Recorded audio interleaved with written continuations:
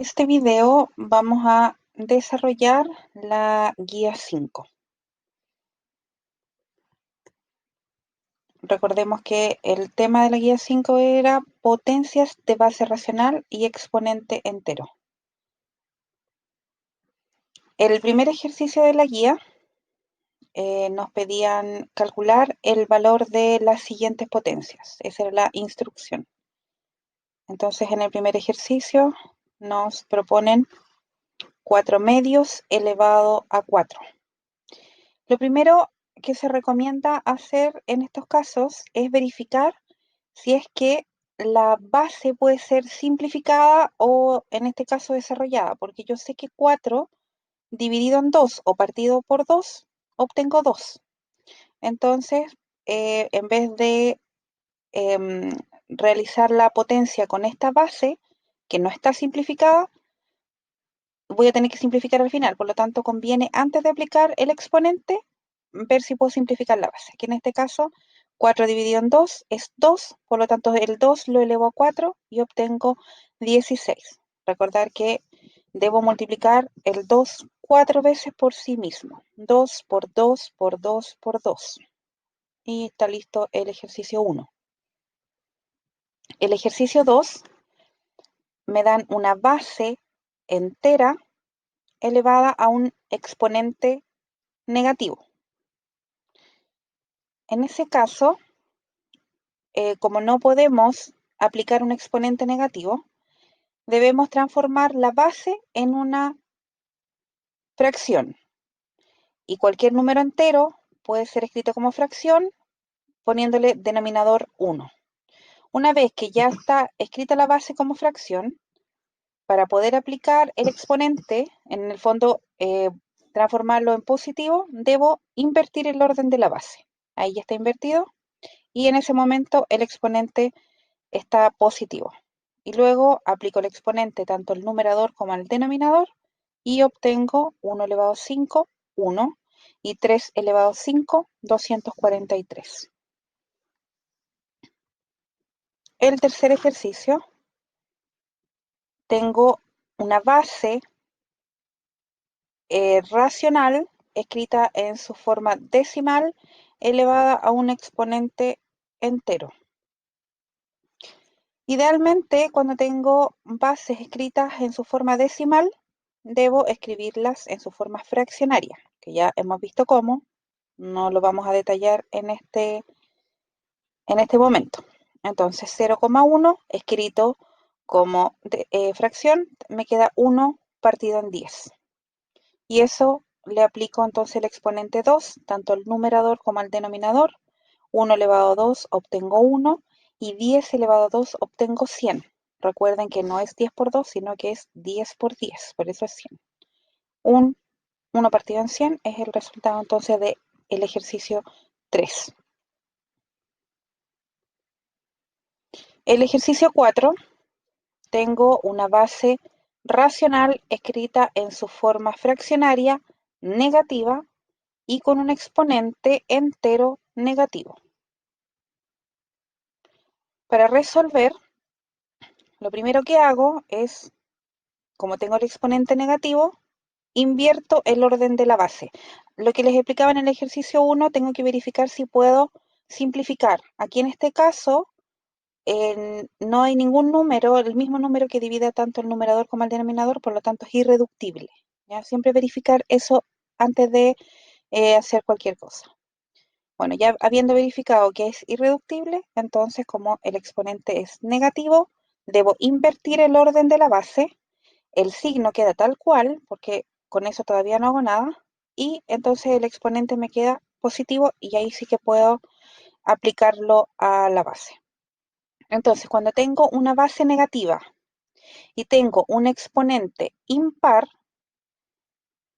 sigue siendo negativo el resultado, porque si recordamos, el signo negativo, si yo lo multiplico 3 veces por sí mismo, me va a dar negativo, porque menos por menos es más y más por menos es menos.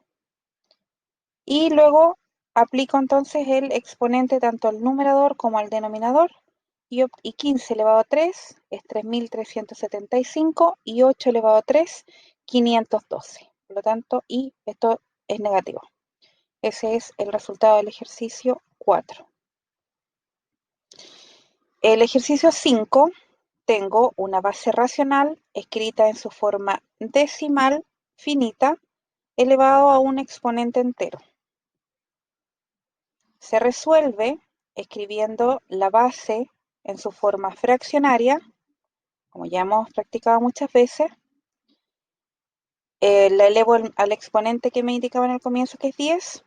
Por lo tanto, me quedaría el numerador elevado a 10, 1 elevado a 10, obtengo 1, y el denominador elevado a 10, 10 elevado a 10, obtengo esta cantidad. O sea que en el fondo acá cuando yo tengo la base 10 elevada a un exponente, eso va en un exponente de base 10, voy a poner esta cantidad de ceros. Eso me está diciendo. Por ejemplo, si yo tuviera acá 10 elevado a 8, significa que voy a poner un 1 con 8 ceros.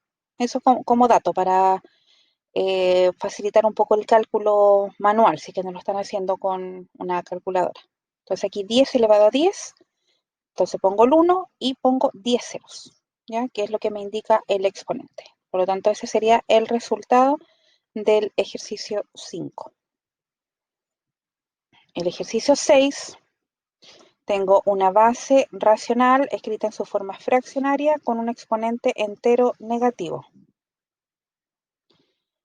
Lo primero que verifico es si es que la base la puedo simplificar, y efectivamente sí puedo simplificarla porque 14 partido en 2 es 7, por lo tanto ya me quedaría la base escrita como un entero y más simple, más pequeña, elevada a 5 negativo. Como no puedo aplicar el exponente negativo, la base la escribo como fracción, partiéndola por 1, y aplico el exponente. Como todavía no lo transformo en positivo, debo invertir el orden de la base y tengo el exponente positivo, por lo tanto ahora lo puedo aplicar al numerador. 1 elevado a 5 obtengo 1, y al denominador 7 elevado a 5 obtengo 16.807. Y eso sería el resultado del ejercicio 6. Ejercicio 7. Base racional escrita en su forma fraccionaria negativa, exponente entero. Como el exponente es positivo, lo puedo aplicar directamente, no tengo que invertir el orden de la base. Recuerden que eso solamente se hace cuando el exponente es negativo. Acá aplico directamente, primero analizo qué pasa con la base porque es negativa. Recordar que si la base es negativa y tenemos un exponente impar, sigue siendo negativo. Y aplico entonces el exponente al numerador, me queda 3 elevado a 3, que es 27, y al denominador 8 elevado a 3, que es 512. El ejercicio 8, tengo base racional escrita en su forma decimal finita, negativa, elevada a un exponente entero negativo. Entonces, como siempre, escribo la base como fracción y la simplifico. Siempre debo trabajar con los números más pequeños posible y obtengo, sigue siendo negativo, 3 partido en 20. Si ustedes lo desarrollan, van a ver que esto corresponde a 0,15 en su forma fraccionaria, elevado a menos 3. Como el exponente es negativo, invierto el orden de la base, me queda de esta forma, y escribo entonces el exponente como positivo. Y ahí estoy en condiciones entonces de aplicarlo. Base negativa elevada a exponente impar, sigue siendo negativo. El numerador elevado a 3, 20 elevado a 3 me da 8.000, y el denominador, que es 3 elevado a 3, obtengo 27 y sigue siendo negativo. Último de los ejercicios de cálculo, tengo base racional escrita como decimal finito elevado a exponente entero positivo. escribo la base como fracción, simplifico, acá no se ve muy bien porque están como chiquititos los números, pero simplifiqué en 125, tanto el numerador como el denominador, y obtuve un octavo. O sea que 0,125 escrito como fracción corresponde a un octavo. Una vez que ya lo tengo escrito como fracción y simplificado, aplico el exponente al numerador, 1 elevado a 2, obtengo 1, y denominador, 8 elevado a 2, obtengo 64. Esos eran los 9 ejercicios de cálculo aplicando potencias de base racional y exponente entero. Y tenemos 3 problemas. Este es el primero de los problemas que corresponde al ejercicio 10, que me proponen una situación. Me dicen que una empresa ofrece un incentivo a sus trabajadores y les presenta dos modalidades. La primera consiste en dar un bono de 150.000 pesos a cada trabajador durante 3 meses. La segunda modalidad, les ofrecen durante un mes una propina diaria donde reciben cada día el doble del día anterior, empezando el primer día con 10 pesos. Si fueras trabajador de esta empresa, me haz la pregunta A, me dicen, ¿qué modalidad elegirías para recibir el incentivo? Obviamente, para poder responder esta pregunta, debo conocer cuánto dinero voy a recibir en cada una de las modalidades para elegir en base a algo concreto. Por lo tanto, ese es el cálculo que tenemos que hacer para responder la pregunta A. Ver en las dos modalidades cuánto dinero recibiría. En cuanto a la modalidad 1, que me dicen que voy a obtener 150.000 pesos durante 3 meses, aquí basta con multiplicar 150.000 por 3 y obtendría en total un incentivo de 450.000 pesos. No hay más vuelta que darle, en la primera modalidad es muy sencilla. Y la segunda modalidad, recordando que me dijeron que durante un mes, siempre cuando en un ejercicio matemático me hablan de un mes, siempre debo asumir que se trata de 30 días. Y me dan una propina diaria donde recibo cada día el doble del día anterior, y el dato importante es que empiezo el primer día con 10.000. Entonces, ¿qué debo hacer? El día 1 yo sé que debo tener 10 pesos porque no voy a tener más que eso. Ni voy a empezar con cero porque también podría ser una posibilidad. Por eso hay que estar siempre atento a los datos del ejercicio. Aquí comienzo con 10. Entonces, en el día 1, como tengo que tener solo 10, la potencia que vamos a usar, ahora la base también depende del texto, porque acá me dicen que voy a recibir el doble, y siempre cuando me hablen del doble, tiene que ver con una potencia de base 2. Ya aquí no tenemos ni una fracción ni un decimal, sino que un número entero. Entonces, base 2, en el día 1, como yo necesito tener solo 10, este 2 debe valer 1, porque 10 por 1 voy a obtener 10. Entonces, la única forma de que este 2 yo lo eleve a un exponente y me dé 1 es que lo eleve a 0. Entonces, en el primer día, mi potencia va a ser elevada a 0 para obtener 1 y no modifique el valor de 10. ¿Ya? Entonces, ahí tengo la base del día 1. En el día 2 voy a hacer lo mismo. Obviamente que si me dicen que yo voy a tener el doble, voy a tener el doble de 10, por lo tanto es fácil ahí obtenerlo y es 20. Entonces la forma, aplicando la potencia, es que sea 2 elevado a 1, porque me da 2, y 2 por 10 obtengo 20. En el día 3, lo mismo. 2 elevado a 2 me da 4, y 4 multiplicado por 10 obtengo 40. Y así voy obteniendo el doble cada día. Tenía 10, luego 20, luego el doble de 20, 40. Y si deduzco, en el siguiente va a ser 80, después 160 y así sucesivamente. Pero debo llegar al día 30. Y como no me conviene hacerlo por los 30 días, este mismo procedimiento, porque es una pérdida de tiempo, o más bien una inversión de tiempo, pero lo que hay que buscar aquí es el patrón, la regularidad o la fórmula. Entonces, si yo observo, sé que tengo base 2. En todos tengo base 2 y en todos debo multiplicar por 10. Por lo tanto, ya tendría base 2 multiplicado por 10. Pero me tengo que fijar qué es lo que pasa en los exponentes. En el día 1 tengo exponente 0. En el día 2 tengo exponente 1. En el día 3 tengo exponente 2. Por lo tanto, puedo deducir que el exponente es una unidad menos que el número del día. Entonces eso lo puedo expresar si el día lo expreso con la letra n, que puede ser cualquier número, el exponente va a ser n menos 1, porque siempre es una unidad menos que el número del día, multiplicado por 10. Por lo tanto, esa va a ser mi fórmula.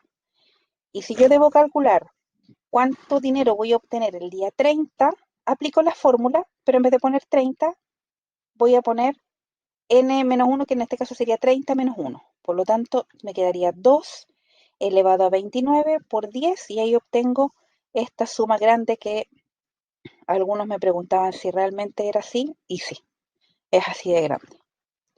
Por lo tanto, claramente la modalidad que voy a elegir, si es que mi interés es obtener la mayor cantidad de dinero, es la modalidad 2.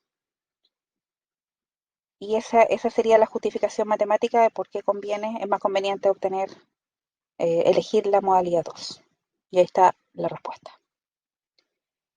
Y la pregunta B del mismo problema me dice, ¿cuánto dinero recibirán los trabajadores de la empresa que opten por la segunda modalidad? Bueno, ya lo tenemos, y es esta cantidad. Y además, si nos preguntaran por la 1 también la tenemos, pero no nos preguntaron. Así que eso sería la forma de resolver este problema número 10 con potencias de base racional. Bueno, aquí en este caso tenemos base entera, pero recuerden que un entero también pertenece al conjunto de los racionales porque puede ser escrito como fracción. Ese es el requisito para pertenecer a este conjunto numérico.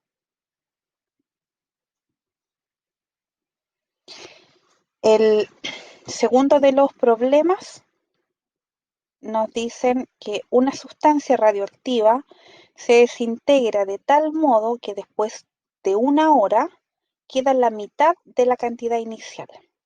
Aquí una palabra clave es esta, mitad, porque esto va a ser la base de la potencia que vamos a utilizar. Y en matemática, cómo se representa una mitad es a través de 1 partido por 2, o sea, de un medio. Siempre un medio representa a la mitad de algo partido por 2 o dividido en 2. Entonces me dicen que después de cada hora queda la mitad de la cantidad inicial.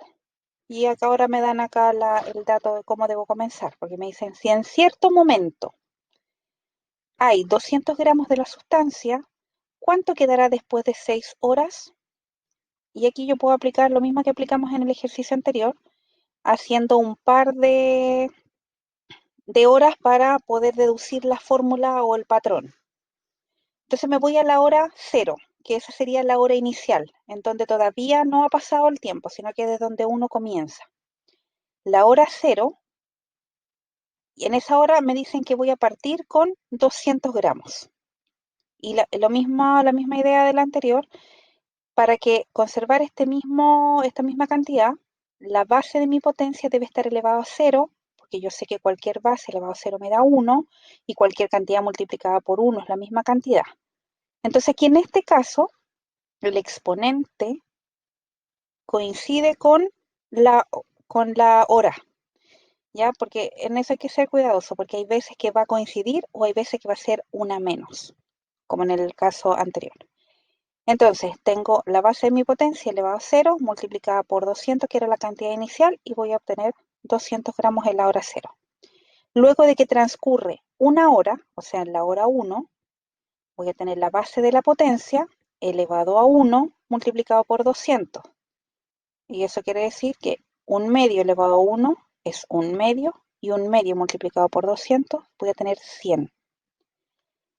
Y aquí veo que va funcionando bien porque me dicen que cada vez que transcurre una hora, obtengo la mitad de la cantidad anterior.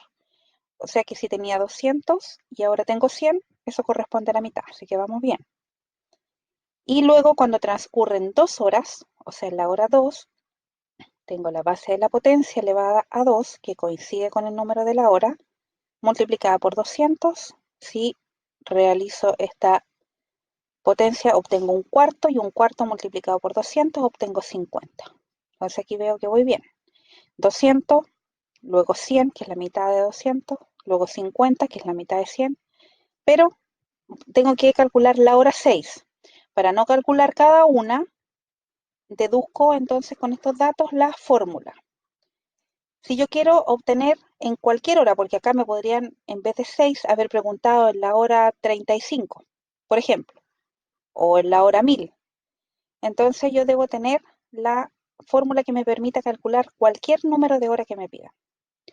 Entonces tengo la base, que dijimos que como el ejercicio me indicaba la mitad, es un medio. El exponente va a coincidir con el número de la hora, por eso es n y no n-1 como en el ejercicio anterior, porque las condiciones son distintas, multiplicado por la cantidad inicial, que es 200. Entonces esta es mi fórmula. Y esta fórmula me permite calcular cualquier número de hora que me pidan. En este caso me pidieron la hora 6, entonces reemplazo en donde dice n por 6. Y desarrollo un medio elevado a 6, obtengo un 64avo, lo multiplico por 200 y obtengo 3,125 gramos. Por lo tanto, como me hicieron la pregunta con palabras, yo debo responder con palabras, y respondo que después de 6 horas quedará 3,25 gramos de la sustancia. Y el último de los ejercicios me proponen el siguiente problema. Me dicen, la tatarabuela de Isidora tuvo 2 hijos. Cada uno de ellos se casó y también tuvo 2 hijos más. Cada uno de esos hijos tuvo a su vez 2 hijos, y así sucesivamente hasta llegar a su generación. Cuando dice su generación, se refiere a la generación de Isidora, que ella es la protagonista de este problema.